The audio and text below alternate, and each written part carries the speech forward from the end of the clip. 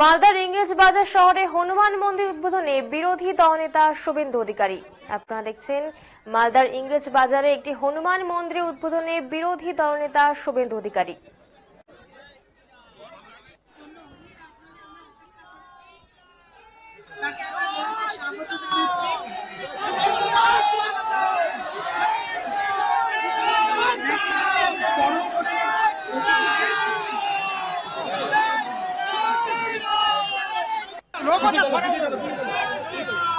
चलते रहो चलते रहो चलते रहो चल चल चल पीछे ना अबे थोड़ा आगे चलो आगे चलो आगे कभी जाच्छी दादा दादा तुम खड़े ना